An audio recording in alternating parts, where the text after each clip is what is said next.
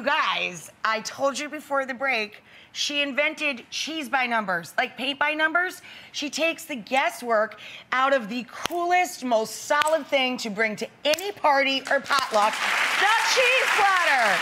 Look at these. Oh, yeah. Cheese by numbers. Is this not brilliance? Oh my God, does it hurt to have a head so big?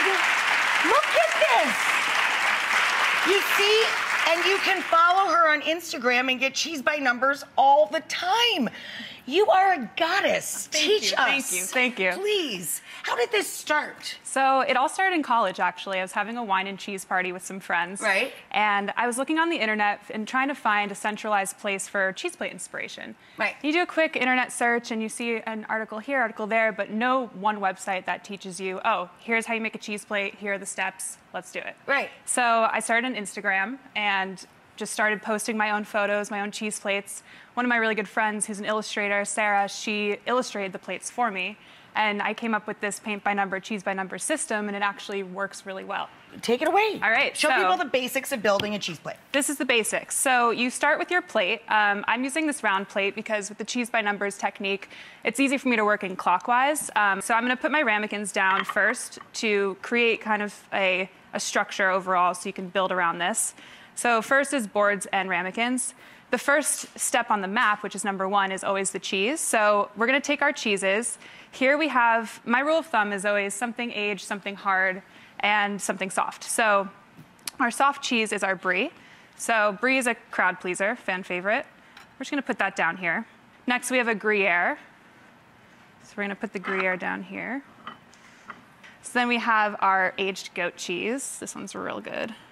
We're gonna put that here. All right, so next we're gonna do the meat. Gotcha. Cheese and meat, it's like a married couple, they're best friends. So we have salami and prosciutto we're using here. So if you wanna help, we can take the prosciutto, or take the salami first. Take the salami, okay. Fold it in half, and then fold it again. Right. And we're just gonna put it next to the goat's cheese here. Little rosettes. Yep.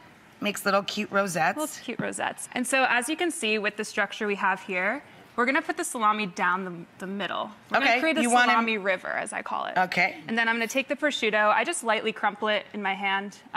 So it's easier for people to pick up a piece of prosciutto. Don't just bring home a slab from the deli and slop it on the plate. Exactly. So next up, we're gonna do our fruits. I have a pomegranate and I have some berries. Pomegranate is a great winter fruit. So where you want it? So let's put one right here, and then let's put one right here. Gotcha. Just kind of spread it out. And then I put the berries right in here. Right in here. Yep. So you can do raspberries and then blackberries. Gotcha. So as we have the fruit down, we can see that the color, it's becoming super vibrant and abundant. My key is creating, you don't really want any gaps on the plate. So you want to fill it up as much as you can. All right, so now we have our cherry peppers and our green olives. Love it. These olives have been sitting in a brine, so I want to put them in the ramekin just so they don't get olive juice everywhere. Gotcha. Here. And then you could put the cherry peppers, just kind of lay them in this little gap on top of the meat and cheese. Gotcha. Yeah, just do a little. That's good. Is that enough? Perfect. Okay. Yeah. Great.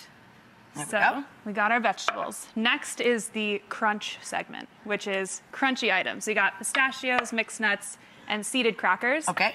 So then you can sprinkle some nuts here. Yep. Okay. So just fill in the gaps. Fill in the holes. Fill in the holes, and then we'll save some space for the crackers. Okie doke. And then these look amazing, really seedy, really good. Yummy, lots of crunchy. Okay, so and now, then florals? Well, we have this lone ramekin here. Oh! We need to fill it with something. Naked ramekin? So we're gonna take the cherry compote, and you can do fig jam, you can do honey, there's a variety of things you can do, but I love cherry compote because it has this like... Lovely. Okay, last but not least, my favorite part is the garnish. Okay. So what we're gonna do is just take some flowers and, again, fill in those gaps with the little garnishes. I like to kind of spread out the color as well. Okay. And then we have rosemary, which smells amazing, and for the holidays. It's also delicious. It's delicious, and it looks like a pine tree. So. And it looks like sprigs of pine. I'm just kind of put that around the edges. Sure. Perfect.